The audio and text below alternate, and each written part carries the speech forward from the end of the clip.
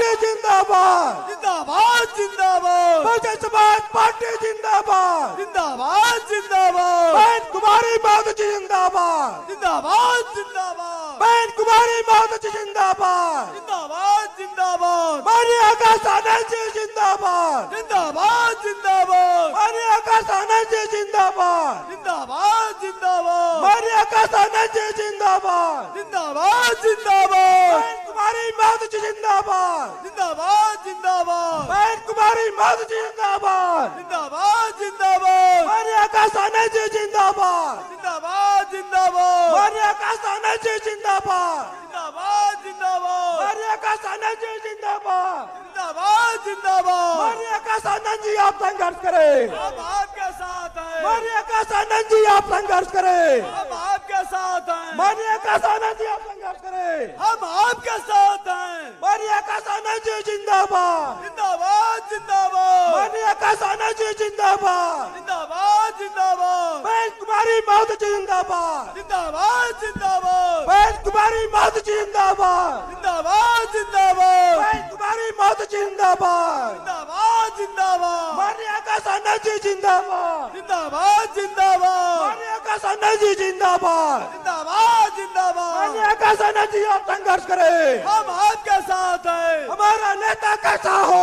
विकास आनंद जैसा हो, हमारा नेता कैसा हो, विकास आनंद जैसा हो, हमारा नेता कैसा हो, विकास आनंद जैसा माननीय हो, आकाश आनंद जी आप संघर्ष करें, हम आपके साथ हैं, माननीय आकाश आनंद जी संघर्ष करें, हम आपके साथ हैं, बहन कुमारी माधव जिंदाबाद, जिंदाबाद जिंदाबाद, बहन कुमारी माधव जिंदाबाद, जिंदाबाद जिंदाबाद, माननीय आकाश आनंद जी जिंदाबाद, जिंदाबाद माननीय आकाश आनंद जी जिंदाबाद, जिंदाबाद जिंदाबाद हमारा नेता कैसा हो, जैसा हो हमारा नेता कैसा हो, आकाश आनंद जैसा हो माननीय आकाश आनंद जी संघर्ष करें, हम आपके साथ हैं माननीय आकाश आनंद जी संघर्ष करें, हम आपके साथ हैं बहुजन समाज पार्टी जिंदाबाद, जिंदाबाद जिंदाबाद बहुजन समाज पार्टी जिंदाबाद, जिंदाबाद जिंदाबाद, हमारा नेता कैसा हो, विकास आनंद जैसा हो, माननीय आकाश आनंद जी आप संघर्ष करें, हम आपके साथ हैं, माननीय आकाश आनंद जी आप संघर्ष करें, हम आपके साथ हैं, बीएसपी की क्या पहचान, नीला झंडा हाथी निशान,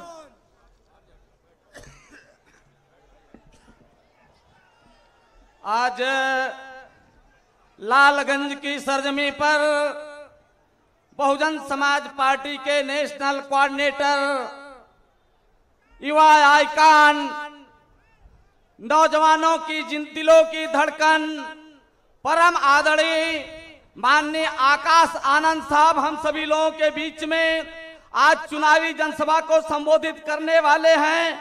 तो एक बार हम चाहेंगे कि आप सभी लोग माननीय आकाश आनंद जी का ताली बजा करके स्वागत अभिनंदन वंदन करने का कृपा करें। अब हम आपके बीच में देर न करते हुए हमारे बीच में समस्त मंडल कोऑर्डिनेटर साहब, तीनों सम्मानित जिला अध्यक्षगण और हमारे चारों प्रत्याशीगण, हम निवेदन करते हैं कि बड़ी माला से माननीय आकाश आनंद जी का स्वागत अभिनंदन वंदन करने की कृपा करें। समस्त हमारे कोऑर्डिनेटर गण, जिला अध्यक्षगण, आदरणीय हमारे प्रत्याशीगण।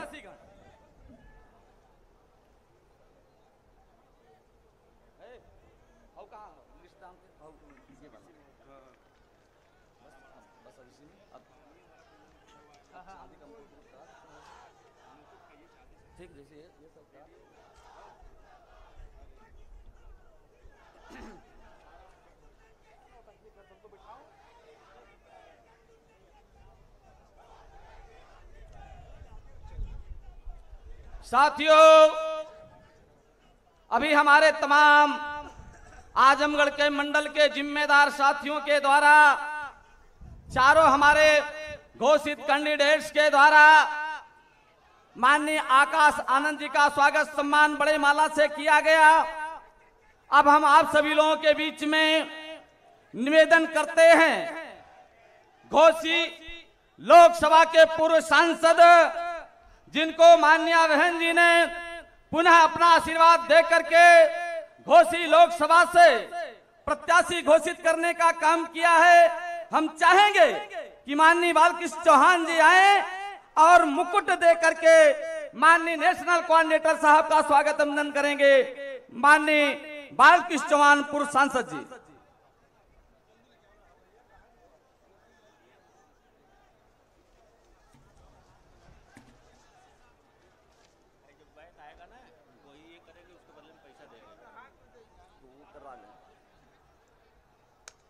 जिनको जो भी मोमेंटो देना है हम निवेदन करेंगे अपने अपने हाथों में लेकर के पड़े रहें, जिससे देर ना हो।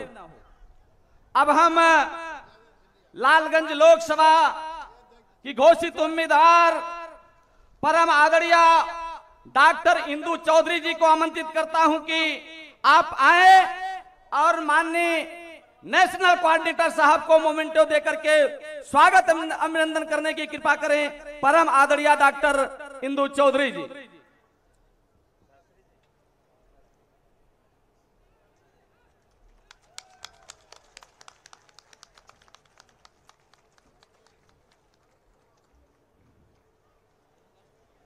अब हम बहुजन समाज पार्टी के पूर्व में प्रदेश अध्यक्ष रहे, जिनको माननीय बहन जी ने सलेमपुर लोकसभा से उम्मीदवार घोषित करने का काम किया है, परम आदरणीय भीम राजभर जी से चाहेंगे कि आप आए और माननीय नेशनल कोऑर्डिनेटर साहब को हाथी चुनाव निशान भेंट करके सम्मानित करने की कृपा करें। आदरणीय भीम राजभर साहब।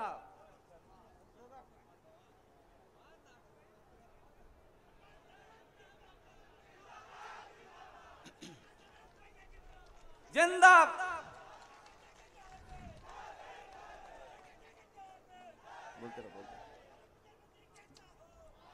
अब हम बलिया लोकसभा से घोषित उम्मीदवार आदरणीय लल्लन सिंह यादव जी से चाहेंगे कि आप आए और मुकुट देकर के माननीय नेशनल कोऑर्डिनेटर साहब को सम्मानित करने की कृपा करें। आदरणीय लल्लन सिंह यादव जी।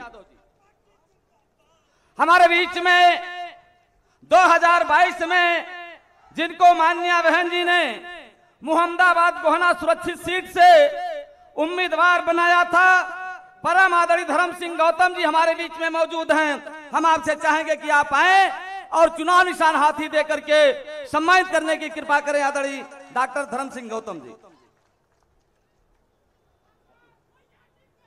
हमारे बीच में बहुजन समाज पार्टी के पूर्व में मंडल कोऑर्डिनेटर रहे, वर्तमान में जिला के प्रभारी परम आदरणीय रामविलास भास्कर जी से चाहेंगे कि आप आए, गौतम बुद्ध की प्रतिमा देकर के नेशनल कोऑर्डिनेटर साहब का स्वागत करने की कृपा करें। आदरणीय रामविलास भास्कर जी।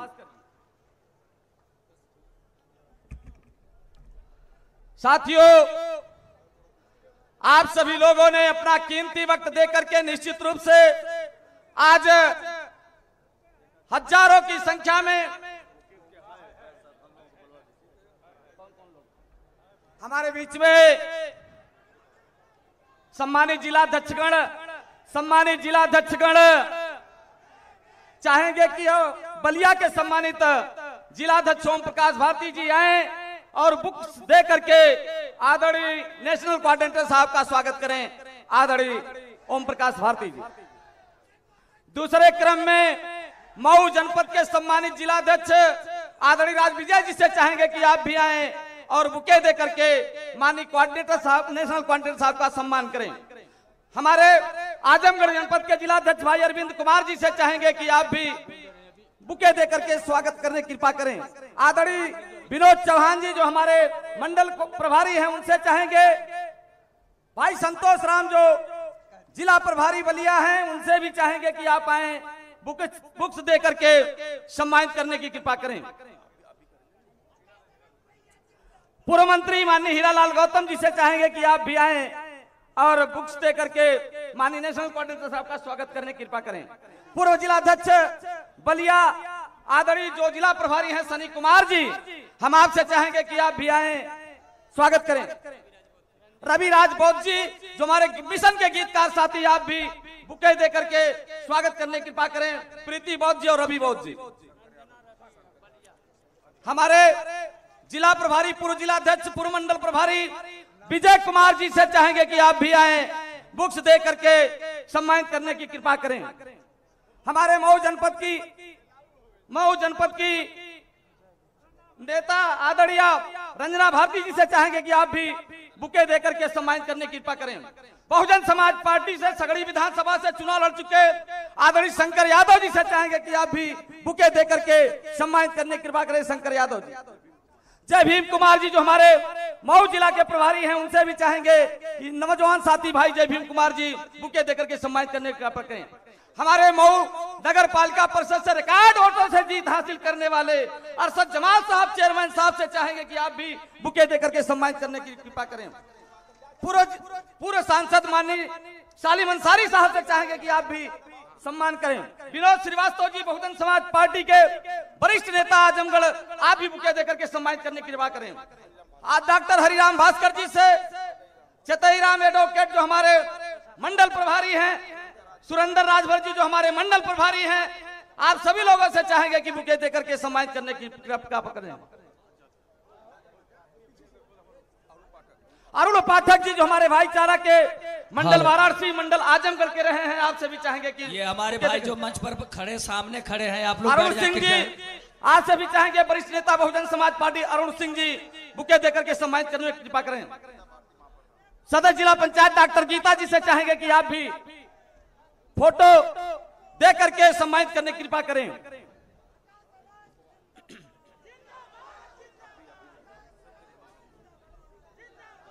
सम्मानित साथियों, बहुजन समाज पार्टी के मुख्य सेक्टर प्रभारी कार्यक्रम का संचालन कर रहे बड़े भाई हरिचंद गौतम जी माननीय मुख्य अतिथि जी को बुके देकर भेंट करने का काम कर रहे हैं। सम्मानित साथियों, माननीय मुख्य अतिथि का सम्मान करने का काम कर रहे हैं माननीय हरिचंद गौतम जी।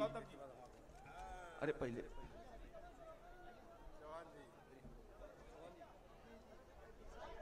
हम सबके गार्जियन आजमगढ़ मंडल के मुख्य सेक्टर प्रभारी पूर्व एमएलसी डॉक्टर विजय प्रताप जी भी माननीय मुख्य अतिथि का बुके देकर सम्मान कर रहे हैं। सम्मानित साथियों, माननीय हरिचंद गौतम जी,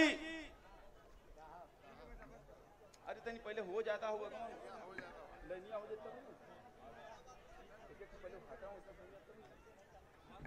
श्री राजकुमार जी हमारे पूरे जिला बाम से माननीय मुख्य अतिथि का बुके देकर सम्मान कर रहे हैं। बड़े भाई श्री सुभाष जी, सुभाष भारती जी से चाहेंगे, गरीबराव रसिया जी से चाहेंगे कि आप सभी लोग बुके देकर के सम्मानित करने की कृपा करें।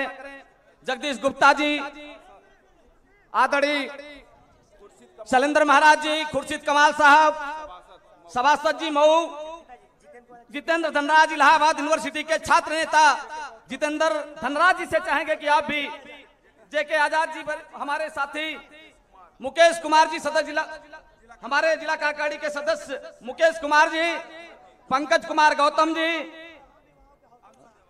अंशु देवा जी,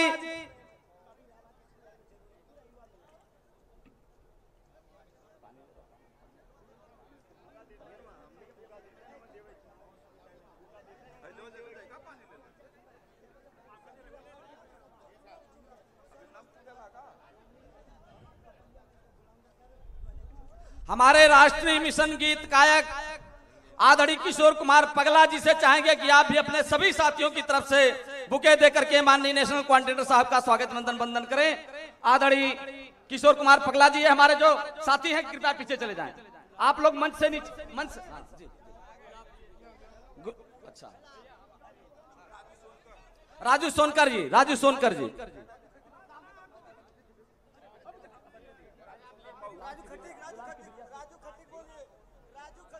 ओमकार शास्त्री जी जो हमारे मंडल प्रभारी, उनसे भी चाहेंगे कि आप आए, बुके देकर के सम्मानित करें। राजू सोनकर जी, मऊ के साथी राजू खटिक जी आए, सम्मानित करें। गौरी शंकर आचार्य जी मंडल प्रभारी, डॉक्टर अमरनाथ बौद्ध जी, हीरालाल कौशलपुर जिलाध्यक्ष जी बलिया, आचार्य जी को बोल दिया।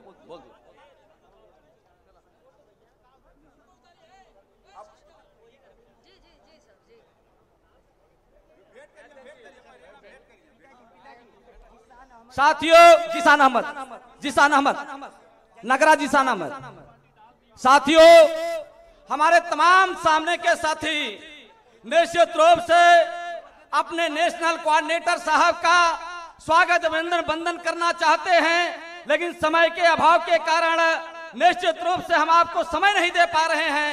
लेकिन आप सभी लोगों की तरफ से पुनः एक बार जोरदार तालियों से माननीय नेशनल कोऑर्डिनेटर साहब का स्वागत वंदन कर दें, वहीं से मान लिया जाएगा।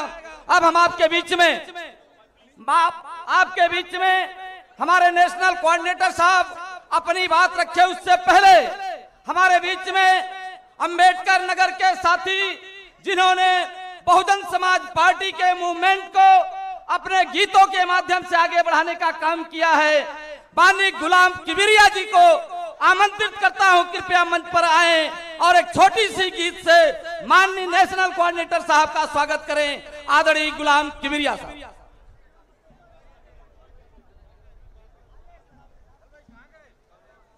सबसे पहले पूरी दुनिया को इंसानियत का पैगाम देने वाले तथागत गौतम बुद्ध जी, बाबा साहब डॉक्टर अंबेडकर, मरहूम कांशीराम साहब को खराज मोहब्बत पेश करते हुए आज की इस जनसभा के मुख्य मेहमान खुसूसी इज्जत माब आली जनाब आकाश आनंद जी, जो कि राष्ट्रीय कोऑर्डिनेटर हैं, मैं अपनी तरफ से मंचासीन हजरात की तरफ से आप सारे सामईन की तरफ से उनका इस्तकबाल करता हूं, खैर मकदम करता हूं, मुबारकबाद देता हूं। चूंकि सुनने के लिए आप माननीय नेशनल कोऑर्डिनेटर साहब को आए हैं तो मैं बीच में बाधा नहीं बनना चाहता, शुरू कर रहा हूं अपनी बात, 2-4 मिनट में खत्म कर दूंगा। फूल गगन बरसाए, आकाश हैं आए, बहन जी को पीएम बनाए, बोलो संविधान जिंदाबाद, बोलो संविधान जिंदाबाद। फूल गगन बरसाए, आकाश हैं आए, बहन जी को पीएम बनाए, बोलो संविधान जिंदाबाद, बोलो संविधान जिंदाबाद। और छात्रवृत्ति, सड़क, अस्पताल, सब थे बराबर, सभी थे खुशहाल। छात्रवृत्ति, सड़क, अस्पताल, सब थे बराबर, सभी थे खुशहाल। देखा बहन जी का सबने कमाल, देखा बहन जी का सबने कमाल। सबको ये बात बताएं, मिशन को जगाएं, बहन जी को केंद्र में लाएं, बोलो संविधान जिंदाबाद। इसका थोड़ा सा इको बढ़ा दीजिए और बेस कम कर दीजिए, इको बढ़ा करके बेस कम कर दीजिए। माइक ऑपरेटर से गुजारिश है, इको बढ़ा करके हल्का सा इको बढ़ा करके बेस कम कर दीजिए। फूल गगन बरसाए, आकाश हैं आए, बहन जी को पीएम बनाए, बोलो संविधान जिंदाबाद, बोलो संविधान जिंदाबाद। और एक ही नारा और एक ही आवाज, आएगा इस बार बहुजन का राज। एक ही नारा और एक ही आवाज, आएगा इस बार बहुजन का राज। जागो रे जागो है बहुजन समाज, जागो रे जागो है बहुजन समाज। सोते हुए को जगाएं, गले से लगाएं, जो रूठे हुए हैं मनाएं, बोलो संविधान जिंदाबाद, बोलो संविधान जिंदाबाद। फूल गगन बरसाए आकाश है आए, बहन जी को पीएम बनाए। बोलो संविधान जिंदाबाद, बोलो संविधान जिंदाबाद। और तोड़ दो नफरत की सारी दीवार, जीत लो दिल सबका बांट के प्यार। लहरा दो नीला अलम अब की बार, लहरा दो नीला अलम अब की बार। आओ मिलके साथ में गाएं, भाईचारा बनाएं, ये हाथी वाली बटन दबाएं। बोलो संविधान जिंदाबाद, बोलो संविधान जिंदाबाद। और इंशाअल्लाह बनेगी सरकार, तख्त बदलने को सब हैं तैयार। झूम के हाथी चला है इस बार, झूम के हाथी चला है इस बार। कांची राम बन के दिखाएं, बहन जी को लाएं, गगन पे नारा लगाएं। बोलो संविधान जिंदाबाद, हाँ बोलो संविधान जिंदाबाद। और गीत का आखिरी बंद दुआओं के साथ आप सारे हजरात की तरफ से पहुंचा रहा हूं कि जिंदा रहेगा अगर संविधान, जिंदा रहेगा हम सबका सम्मान। संविधान ही से हमारी पहचान, संविधान ही है हमारी पहचान। मुल्क टूटने से बचाएं, हर सीट जिताएं, किसी के ना झांसे में आए। बोलो संविधान जिंदाबाद। जय भीम, जय भारत। अभी आप लोगों ने गुलाम किबरिया साहब को गीतों के माध्यम से सुनने का काम किया।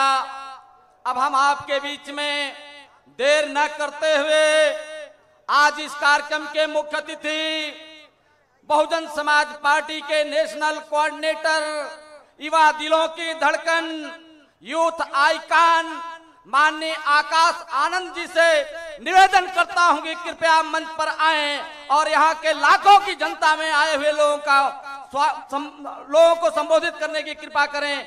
आदरणीय नेशनल कोऑर्डिनेटर साहब। बहुजन समाज पार्टी जिंदाबाद, जिंदाबाद, बहुजन समाज पार्टी जिंदाबाद, जिंदाबाद, जिंदाबाद, बहन कुमारी मायावती जी जिंदाबाद, जिंदाबाद, जिंदाबाद, बहन कुमारी मायावती जी जिंदाबाद, जिंदाबाद, जिंदाबाद, माननीय आकाश आनंद जी जिंदाबाद, जिंदाबाद, जिंदाबाद, माननीय आकाश आनंद जी जिंदाबाद, जिंदाबाद, जिंदाबाद। बहन जी आप संघर्ष करें, हम आपके साथ हैं, बहन जी आप आगे बढ़े, हम आपके साथ हैं, माननीय आकाश आनंद जी संघर्ष करें, हम आपके साथ हैं, माननीय आकाश आनंद जी आगे बढ़े, हम आपके साथ हैं।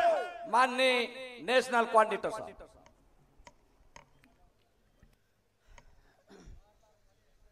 जय भीम।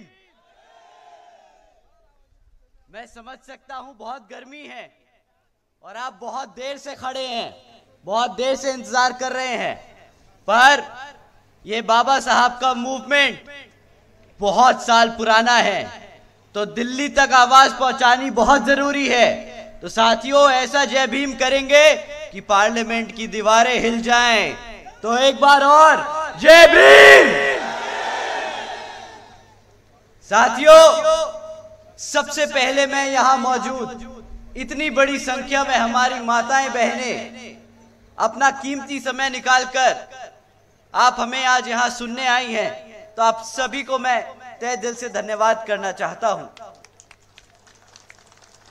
साथ ही साथ आज यहां हमारे सभी बड़े बुजुर्ग, हमारे सभी भाई बहन जो आज इतनी गर्मी में इतनी देर से हमारा इंतजार कर रहे हैं हमें सुनने के लिए, तो आप सभी को भी मैं तहे दिल से धन्यवाद करता हूं।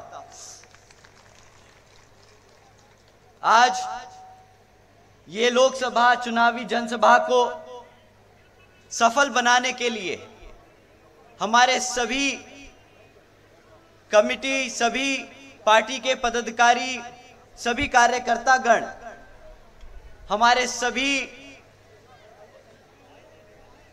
प्रत्याशी लोग जिन्होंने आज इस सभा को सफल बनाने में दिन रात एक कर दी, तो आप सभी को भी मैं तहे दिल से धन्यवाद करता हूं।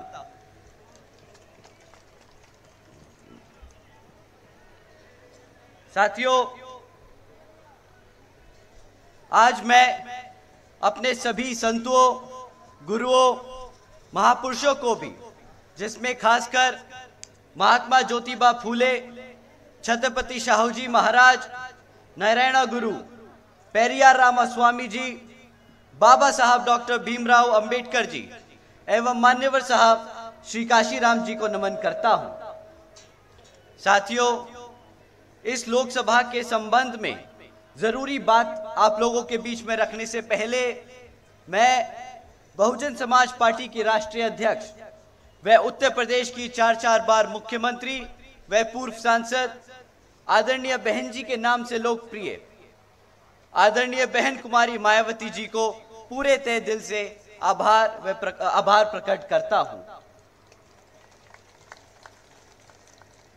साथियों, जिन्होंने अपनी पूरी जिंदगी बामसेफ, DS4 व BSP के जन्मदाता एवं संस्थापक मान्यवर साहब श्री काशीराम जी के बताए हुए रास्ते पर चलकर परम पूज्य बाबा साहब डॉक्टर भीमराव अंबेडकर जी के मानवतावादी व आत्मसम्मान एवं स्वाभिमान के मूवमेंट के कारवा को अपने आजीवन त्याग, तपस्या व कड़े संघर्ष के जरिए नई राजनीतिक ऊर्जा, शक्ति व पहचान दी है तथा उत्तर प्रदेश जैसे विशाल महत्वपूर्ण राज्य में 4 बार अपनी पार्टी BSP की नेतृत्व में सरकार बनाकर खासकर बहुजन समाज के लिए एक ऐसी मिसाल बन गई हैं जिससे प्रेरणा लेकर करोड़ों लोग आज यहाँ सामाजिक परिवर्तन व आर्थिक तरक्की के मिशनरी कार्य से जुड़ चुके हैं।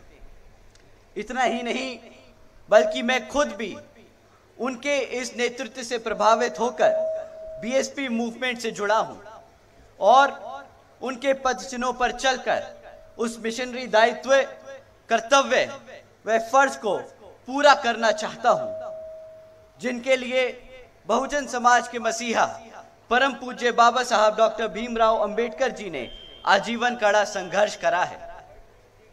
साथियों, जैसा कि आप सब जानते हैं कि लोकसभा आम चुनाव चल रहे हैं और इन लोकसभा चुनावों में दुश्मन हमारे बीच में रहकर साम दाम दंड भेद का इस्तेमाल करके हमारी पार्टी को, हमारे कार्यकर्ता को अंदर से गुमराह व कमजोर करने की कोशिश करेगा।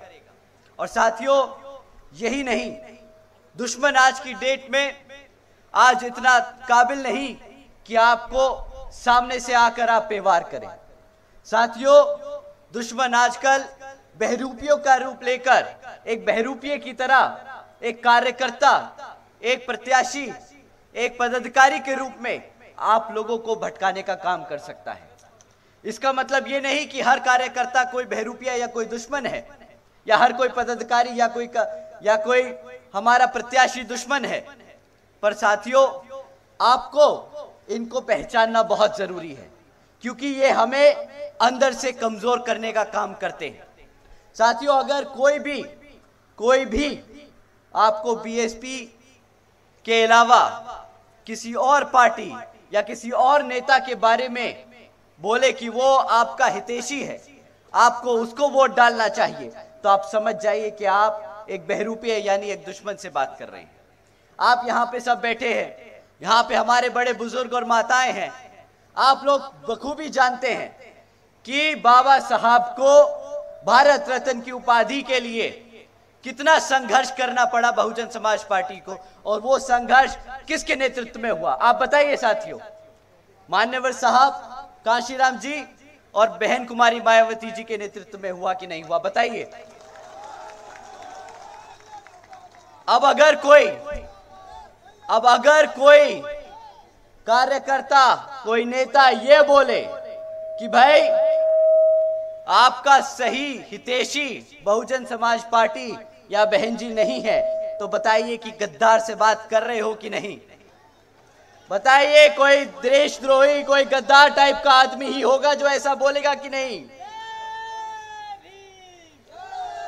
तो साथियों, आपको इन बहरूपिये से संभल कर रहना है। और ये बहरूपिये हमारा, आप जानते हैं बहुजन समाज कितना बड़ा है। बहुजन समाज पार्टी में करोड़ों लोग सदस्य हैं, परंतु ये 4-5 लोग मिलकर इन लोगों पे नजर नहीं रख सकते। तो आप सबको अपने कान आंख खुले रखनी होगी और इन लोगों को पहचानना बहुत जरूरी होगा। जैसे ही आप इस दुश्मन को पहचाने, इसको सतर्क करने की जरूरत नहीं है, इसको बिल्कुल भी सतर्क करने की जरूरत नहीं है। आप इनको बस समाज से अलग कर दें, पार्टी से अलग कर दें, इन लोगों की बातों में ना आए और इन लोगों से सावधान रहें। साथियों, आप लोगों को समझना होगा, और ये मैं बड़े जिम्मेदारी से कह रहा हूं, ये बड़ी जिम्मेदारी से कह रहा हूं कि साथियों, ये बहरूपिये नीला पटका पहनकर, जय भीम के नारे लगाकर बहन जी के खिलाफ बात करते हैं। तो साथियों, अगर मैं आपसे ये लाइन कहूं, आने वाली 4 लाइनों के बाद अगर आप मेरी इन लाइनों से, इन बातों से सहमत करते हैं, तो जय भीम का नारा लगाएंगे। ठीक साथियों? जो बहन जी के खिलाफ है, वो मान्यवर साहब के खिलाफ है, वो बाबा साहब के खिलाफ है, वो आपके संविधान के खिलाफ है। बताइए कि सही है कि नहीं।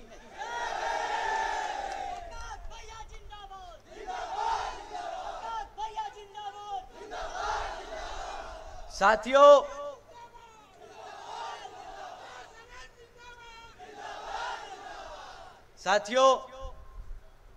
बहुजन समाज पार्टी सालों से यहां पर अपने कार्यकर्ता के तन बल और धन से चलती आई है।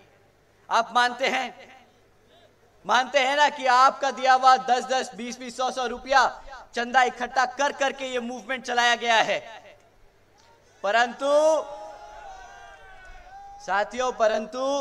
दुश्मन गुमराह करता है, आपको गलतफहमियां पैदा करता है, कहता है कि ये तो पार्टी और लोगों के पैसों से चल रही है, ये पार्टी दुश्मनों के पैसों से चल रही है। साथियों, हकीकत तो ये है कि दुश्मन की पार्टियां, विरोधी पार्टियां जैसे बीजेपी, कांग्रेस और समाजवादी पार्टी जैसी अन्य पार्टियां इलेक्टोरल बॉन्ड्स के द्वारा यहां पर चंदा लेती है, बड़े बड़े धरना सेठों से चंदा लेती है। परंतु इस इलेक्टोरल बॉन्ड्स में आप जानते हैं किस एक राष्ट्रीय पार्टी का नाम नहीं था। आप तो ऐसे बोल रहे हो जैसे शर्म की बात है, गर्व की बात है कि नहीं, और ऐसे नाम लीजिए जैसे पूरे भारत को पता चल जाए कि ये पार्टी किसके बल पे चलती है।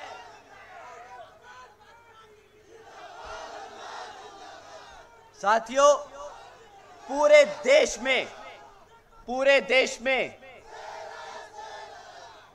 देश में एक लौती बहुजन समाज पार्टी ही है जिसने इलेक्टोरल बॉन्ड्स के द्वारा 1 रुपया किसी कॉर्पोरेट, किसी सत्ता में नहीं, किसी भी कॉर्पोरेट कंपनी से नहीं लिया।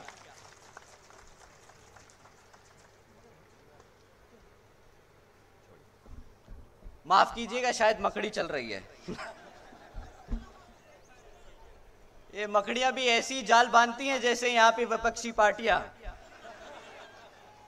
कोई बात नहीं, हमें कुचलना आता है। क्यों साथियों, कुचलना आता है ना। ये हाथी जब कदम रखेगा तो ऐसे जैसे छुटभइये सब निपट जाएंगे। साथियों,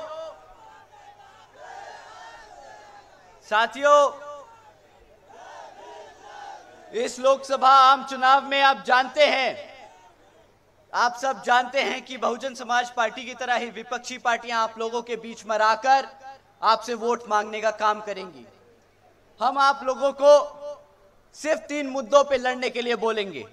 हम किसी जाति धर्म के ऊपर बात नहीं करेंगे, हम सिर्फ 3 मुद्दों पे बात करेंगे। साथियों, जब ये विपक्षी पार्टियां आप लोगों के बीच में आए वोट मांगने के लिए, तो आप इनसे 3 मुद्दों पे सवाल कीजिएगा। शिक्षा पे सवाल कीजिए, सुरक्षा पे सवाल कीजिए और रोजगार पे सवाल कीजिए। साथियों, हमें चौथा कारण नहीं चाहिए इनको बाहर खदेड़ के भगाने के लिए। ये 3 बहुत हैं। साथियों, पिछले 10 साल से भाजपा की सरकार सत्ता में आसीन है, सेंटर की गवर्नमेंट चला रही है। तो जब ये आपके बीच में आए तो इनसे पिछले 10 साल का रिकॉर्ड मांगना है आपको। 10 साल का रिकॉर्ड पूछिएगा कि हमें आने वाले 5 साल के लिए नहीं, हमें पिछले 10 साल में आपने हमारे समाज के लिए क्या काम किया उसके लिए बताइए। ठीक साथियों, अगले 5 साल नहीं, पिछले 10 साल के बारे में पूछेंगे। साथियों, मैं आपको शिक्षा के नाम पर 3 मुद्दे छोड़ के जा रहा हूं।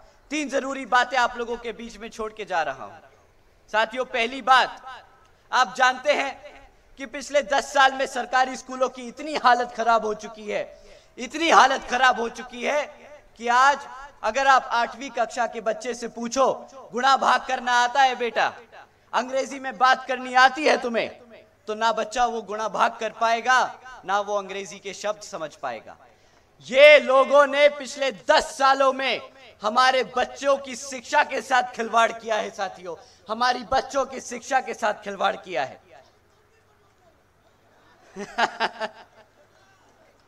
कोई बात नहीं, बाबा साहब बोल के गए थे कि हमारे लिए शिक्षा ही हमारा मंदिर है, हमारे लिए स्कूल और कॉलेजेस ही हमारा मंदिर है। इनसे पूछिएगा कि भाई कितने मंदिर तुमने हमारे बाबा साहब के हिसाब से बनाए हैं, वो बताइए आप हमें।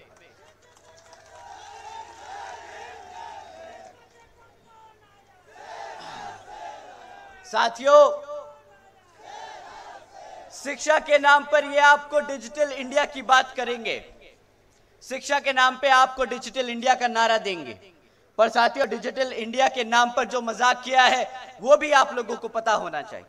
साथियों, आप जानते हो 65% सरकारी स्कूलों में 65% सरकारी स्कूलों में आज एक कंप्यूटर की फैसिलिटी नहीं है, एक कंप्यूटर तक नहीं है इन स्कूलों में। कैसे हमारा बच्चा कंप्यूटर या टेक्नोलॉजी के बारे में जानेगा? ये हमारे बच्चों को स्टार्टिंग से ही, बचपन से ही ये इन्हें शिक्षा में कमजोर रखना चाहते हैं। आप जानते हैं क्यों? क्योंकि आप जैसे कि आप जानते हैं कि अगर कोई बच्चा, कोई भी समाज को अगर आप तोड़ना चाहो, खत्म करना चाहो, तो उसको उसके इतिहास से दूर कर दो, उसको पढ़ाई लिखाई से दूर कर दो। इन्होंने वही किया है, इन्होंने हमारे बच्चों को शिक्षा से दूर रखा है, हमारे को हमारे इतिहास से दूर रखने की कोशिश करी है। ये लोग चाहते ही नहीं कि कभी हम अपने पैरों पर खड़े हो। स्कॉलरशिप के नाम पे मजाक किया। अरे भाई, स्कॉलरशिप के नाम पे कटोरा थमाया है आपको, कटोरा। साथियों, दूसरा, रोजगार की बात करते हैं। साथियों, रोजगार के नाम पर पिछले 10 सालों में इस भाजपा सरकार ने कितने काम किए, ये बहुत बड़े बड़े पोस्टरों में लिखाकर छपका देंगे, न्यूज़पेपर में बहुत बड़े बड़े ऐड देंगे कि मोदी जी की गारंटी है इस बारी, परंतु इस गारंटी का क्या हास्य है वो हमारा युवा यहां बखूबी जानता है। साथियों, आज 30% पढ़ा लिखा युवा बेरोजगार घूम रहा है, 3 में से 1 युवा बेरोजगार है। अब आप बताइए साथियों, ये सच है कि नहीं? साथियों, जानते हैं कि ये बेरोजगारी का मतलब क्या है? ऐसा नहीं कि भारत में नौकरियां नहीं हैं, भारत में बखूबी बहुत नौकरियां हैं। जैसे कि सेंटर की केंद्र सरकार में 30 लाख से ज्यादा नौकरियां अभी खाली पड़ी हैं, 30 लाख से पद अभी खाली पड़े हैं। और अगर भाजपा के चलते हुए राज्यों में अगर आप उनके भी आंकड़े जोड़ लो तो 50 लाख से ज्यादा नौकरियां खाली पड़ी हैं, जहां पर ये चाहे तो कल ही भर्ती कर ये 50 लाख बच्चों को नौकरी देने का काम कर सकती है, पर ये देती नहीं, ये देती नहीं। साथियों, पकोड़ा तलने को कहती है, आता हूं, उस पे भी आता हूं। साथियों, इनके चलते हुए पिछले 10 सालों में ये खबरें बहुत आम हो गई। मैं एक खबर सुना के दिखाता हूं। 17 लाख से ज्यादा युवकों ने 3500 नौकरियों के लिए अप्लाई किया। नौकरी कौन सी थी? पियोन की नौकरी थी। और अप्लाई करने वाले 17 लाख बच्चे कौन से थे? पीएचडी। पेपर लीक, आता हूं, पेपर लीक पे भी आता हूं। इन 17 लाख बच्चों की क्वालिफिकेशन थी साथियों, पीएचडी स्कॉलर्स, ग्रेजुएट्स, मास्टर्स, पढ़े लिखे बच्चे। 17 लाख से ज्यादा बच्चे एक 3500 पियून की नौकरी के लिए अप्लाई कर रहे हैं। बताइए, इससे ज्यादा खराब हाल हो सकता है कि नहीं? और ये तो उत्तर प्रदेश की बात नहीं कर रहा मैं, ये 17 लाख बच्चे प्रधानमंत्री जी के अपने स्टेट गुजरात के हैं। अब जो अपने गुजरात में नौकरी नहीं दे पाए वो प्रधानमंत्री बन गए। अब प्रधानमंत्री बन के पूरे देश में बेरोजगारी फैलाने का काम कर रहे हैं। और अब जब जनता इनसे बेरोजगारी पे सवाल उठाती है तो सही कहा आपने, बोलते हैं कि भाई जो सड़क पे पकोड़े तल रहा है वो भी तो रोजगार है, दिया ना मैंने आपको रोजगार। अब बताइए, पकोड़ा तलना कोई रोजगार होता है क्या? नहीं होता। अच्छी बात है, अच्छी बात है, आप मानते हो पकोड़ा तलना रोजगार नहीं होता, क्योंकि कल ये आपके बच्चों को हाथ में कटोरा थमा के बोलते भीख मांग लो और ये भी रोजगार बन जाएगा। साथियों, ये लोग क्या करते हैं? पहले आपके बच्चों से आपकी शिक्षा छीनते हैं, फिर जो बच्चे किसी मेहनत करके पैसा खर्च के एक एजुकेशन शिक्षा हासिल कर लेते हैं तो उन्हें रोजगार देने से भागते हैं, रोजगार नहीं देते। जब आप सब अपनी आवाज उठाते हो, पेपर लीक होते हैं, तो क्या करते हो? आप आवाज उठाते हो, सड़कों पे उतरते हो। बताओ, उतरते हो कि नहीं? तो ये सरकार क्या करती है? क्या मारती है? लाठियां मारती है।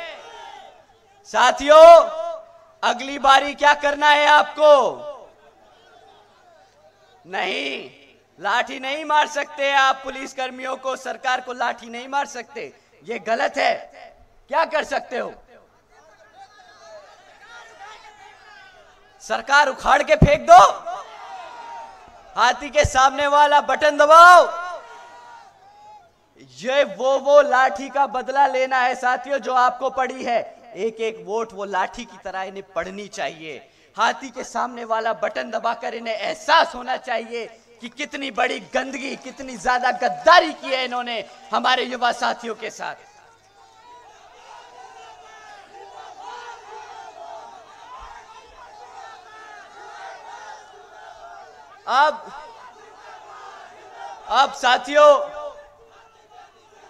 अब साथियों मैं अपनी माताओं बहनों से जरूरी बात करना चाहता हूं। अब ये बात मैं अपनी माताओं बहनों से पूछना चाहता हूं। हमारी सारी बड़ी बुजुर्ग हैं मौजूद आज यहां। मां, आप बताओ, ये लोग कहते हैं इन्होंने 80 करोड़ जनता को मुफ्त में राशन दिया है।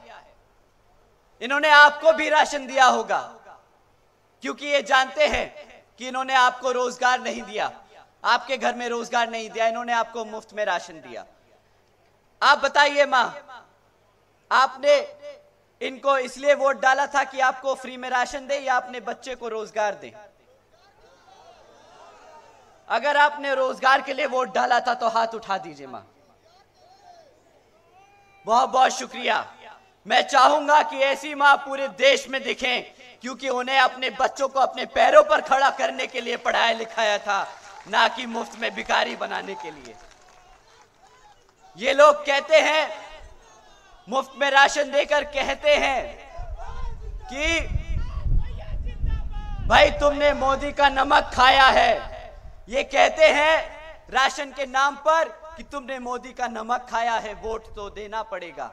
साथियों, इनको पलटकर जवाब दीजिए कि मोदी का नमक नहीं, मैंने जो टैक्स जमा किया उसका तुम पैसा बांटते हो राशन के रूप में, तुमने कुछ नहीं दिया। गद्दारी की है, गद्दारी। साथियों,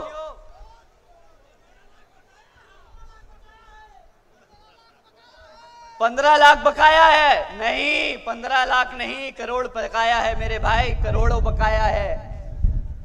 इन्होंने तुम्हें चूना जो लगाया है वो समझाता हूं, करोड़ों का चूना लगाया है।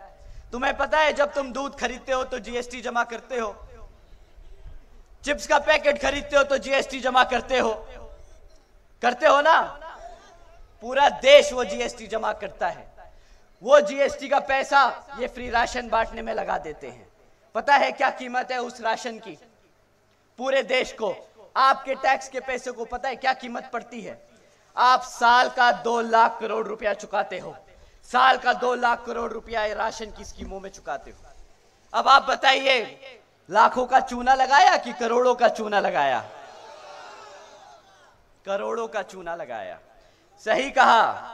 कहते हैं कि हमने मुफ्त में 80 करोड़ जनता को मुफ्त में राशन दिया।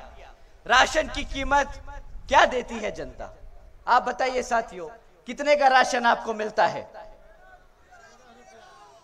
1000 रुपया। साल का 12,000 रुपए से ज्यादा का राशन तो नहीं मिलता ना मां? नहीं। आपके बच्चे को अगर क्लास 4 की नौकरी देते ना ये लोग, तो 20,000 रुपया महीना कमाता वो। साल का 12,000 का राशन देके साल का 2.5 लाख का चूना लगाते हैं ये लोग, साल का 2.5 लाख का चूना लगाते हैं।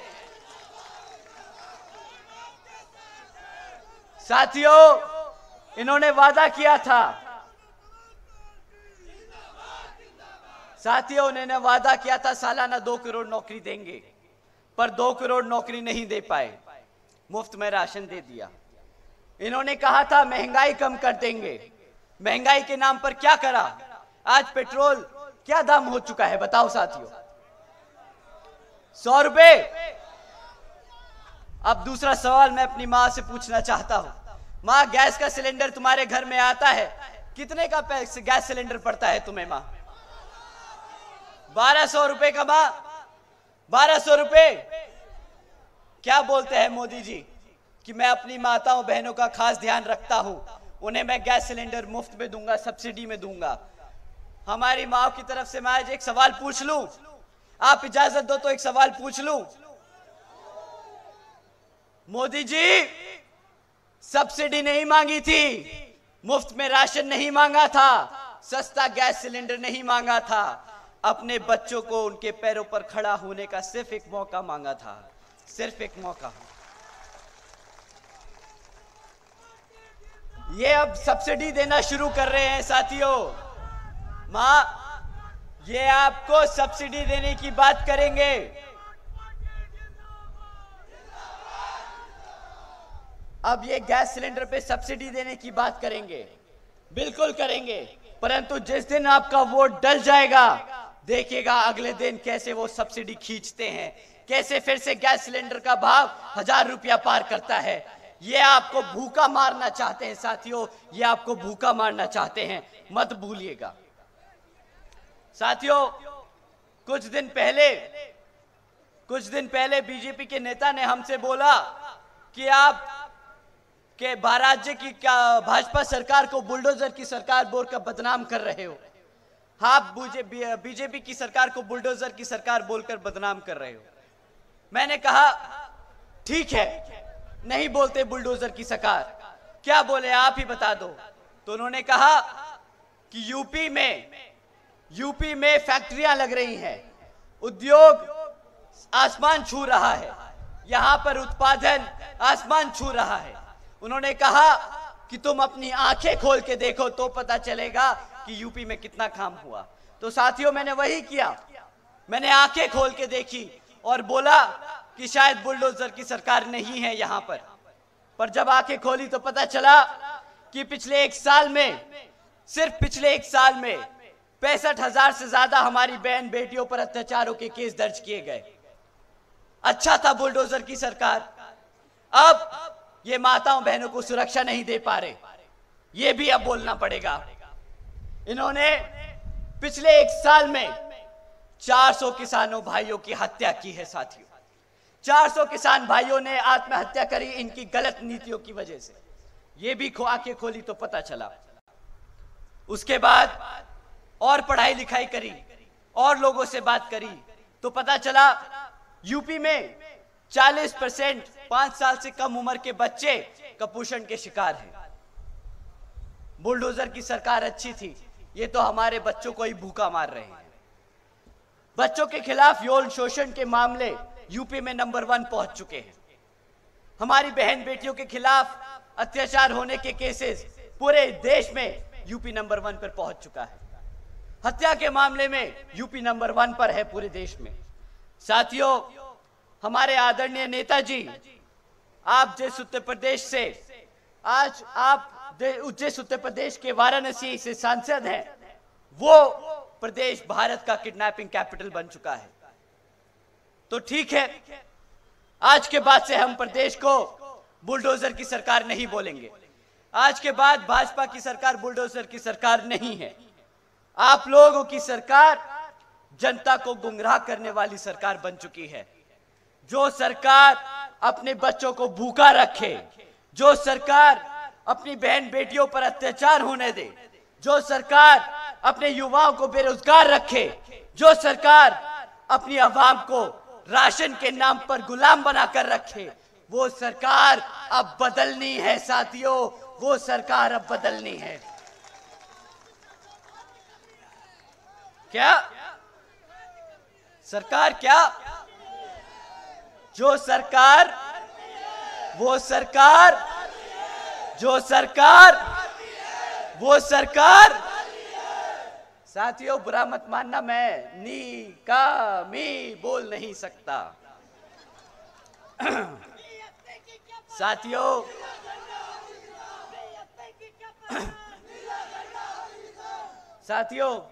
भाजपा पे बहुत समय खर्च दिया, ये मेरी जिंदगी का समय वापस नहीं आएगा। आप भी मत खर्चिएगा, अगली बारी वोट अपने हाथी पर ही दबाना। साथियों, इनकी तरह समाजवादी पार्टी के लोग भी आप लोगों के बीच में आएंगे।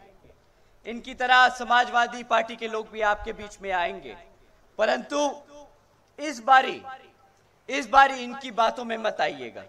साथियों, जिस समाज ने इनको एक तरफा वोट डाला, पिछले विधानसभा चुनाव में जिस समाज ने इनको एक तरफा वोट डाला, पिछले 2.5 सालों में उस समाज पर इतना अत्याचार हुआ है और इनके मुंह से एक चू नहीं निकली है। बताइए साथियों, सही है कि गलत?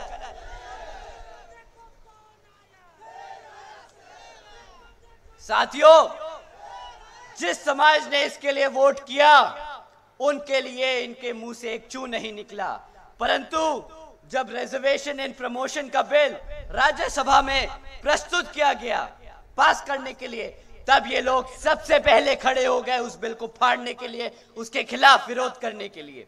साथियों, ये लोग आपके समाज के खिलाफ हैं। ये खाली बहुजन समाज नहीं, अति पिछड़े समाज के खिलाफ है। साथियों, इनसे बड़ा देशद्रोही गद्दार कोई नहीं। साथियों, इन्हीं की तरह हाथ वाले लोग भी आएंगे। कांग्रेस पार्टी भी आप लोगों के बीच में आएगी और बोलेगी हम भी बहुजन समाज के लोगों को, SC ST OBC व पिछड़े समाज के लोगों को रिजर्वेशन देने का काम करेंगे। परंतु साथियों, इनसे बस एक सवाल करिएगा कि पिछले 60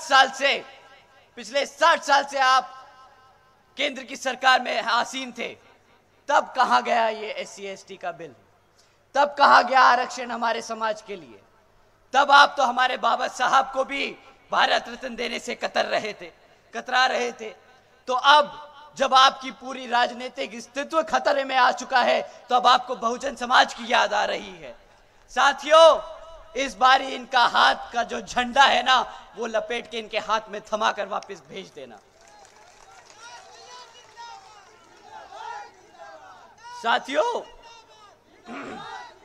साथियों, इन लोगों पे बहुत समय जाया कर लिया। हम आपको बहन जी के मॉडल ऑफ गवर्नेंस के बारे में बताना चाहते हैं जिन नीतियों पे बहन जी ने 2007 से 12 तक की सरकार चलाई थी, जिन नीतियों के तहत चलकर यहाँ पे सर्व समाज में से सभी गरीब बड़े बुजुर्ग सबके लिए जो काम किया, बहन जी उन्हीं नीतियों के आधार पर आगे चलकर पूरे देश में सर्व समाज की सेवा करेंगी। साथियों, आप जानते होंगे कि बहन जी ने महामाया गरीब बालिका आशीर्वाद योजना चलाई थी। साथियों, इस योजना के तहत बहन जी ने हर एक गरीब बच्ची को पैदा होते वक्त ही 1 लाख रुपए सीधा उसके खाते में देने का काम किया था। साथियों, देश में पहली बार गरीब के घर में 1 लखपति लड़की पैदा हुई थी, वो भी बहन जी के शासनकाल में। साथियों, इसी क्रम में बहन जी ने सावित्रीबाई फुले बालिका आशीर्वाद योजना चलाई थी, जिसके तहत बहन जी ने 12वीं तक की शिक्षा अपनी बच्चियों के लिए फ्री करी थी, क्योंकि बहन जी बाबा साहब की कही बात को बहुत अच्छे से समझती है और मानती है। बाबा साहब कहते थे कि शिक्षा वो शेरनी का दूध है, जो पिएगा वो दहाड़ेगा। बहन जी ने इस योजना के तहत अपने प्रदेश की हर एक बच्ची को शेरनी बनाने का काम किया। साथियों, शेरनी बनाने का काम किया। ये तो अरे नारा बोल के भी तुम बेटियों की बात कर रहे हो भाई, वो बेइज्जती करने की बात है, मत करो, बेइज्जती करने की बात है। अगर बेटियों को बढ़ाना है तो मुफ्त में शिक्षा दे के दिखाओ। अगर बेटियों को पढ़ाना है, बढ़ाना है, तो उनको IAS ऑफिसर, IPS ऑफिसर बनाओ, उनको आरक्षण अलग से दो, उनके लिए सुविधा दो। कितनी बात करती है ये सरकार अपनी बहन बेटियों की, कितनी बात करती है। कांग्रेस की सरकार चल रही है और राज्यों में कितने रेप के केस सामने आते हैं हर रोज, कितने केस आते हैं बलात्कार के सामने रोज। भाजपा की सरकार चल रही है, कितने रेप के केस पकड़े गए। कहीं पे भी नहीं बेटी को बचाया जा रहा, कहीं पे भी बेटी को नहीं बचाया जा रहा। साथियों, एक बहन जी ही है जो अपनी बेटियों का दर्द समझ सकती हैं। साथियों, समय आ गया है वापस उनको प्रधानमंत्री बनाने का। साथियों, बहन जी ने महामाया आवास योजना के तहत हमारे सभी SC, ST, OBC आदिवासी समाज के लोगों के लिए अपना खुद का घर देने का काम किया। साथियों, जानते हैं 3.5 लाख परिवारों को अपना खुद का घर मिला इस योजना के तहत। साथियों, यही नहीं बल्कि हमारे युवा साथियों को जानकर अच्छा लगेगा कि बहन जी ने अपने शासनकाल में 90,000 से ज्यादा अधिक सफाई कर्मचारियों को नौकरी दी थी, 1 लाख से अधिक शिक्षकों को नौकरी दी थी, 2 लाख से अधिक पुलिस फोर्स में जवानों को भर्ती किया था और 6 लाख से अधिक अपर कास्ट समाज में से सभी जरूरतमंद लोगों को सरकारी नौकरी देने का काम किया था। साथियों, बहन जी का मॉडल अपनी बच्चियों को मुफ्त में शिक्षा, हमारे गरीब भाइयों को रोजगार, बेरोजगार युवाओं को रोजगार, गरीब परिवारों को छत देने का काम है। हमने आपसे शुरुआत में बोला था कि 3 मुद्दों पे सवाल करेंगे, रोजगार, शिक्षा और सुरक्षा। सुरक्षा पे ये लोग फेल, शिक्षा पे ये लोग फेल, रोजगार पे ये लोग फेल। परंतु बहन जी की सरकार में शिक्षा भी मिली, रोजगार भी मिला और सुरक्षा के लिए मुझे बोलने की जरूरत नहीं है। बहन जी लॉ एंड ऑर्डर पूरे देश में नहीं, पूरी दुनिया में लोग जानते हैं उसके बारे में। साथियों, आप लोगों का और समय ना लेते हुए मैं आप लोगों से बहन जी के द्वारा ये खास अपील करता हूं कि इस लोकसभा चुनाव में हमारे प्रत्याशी, हमारे 3-4 प्रत्याशी डॉक्टर इंदु चौधरी जी,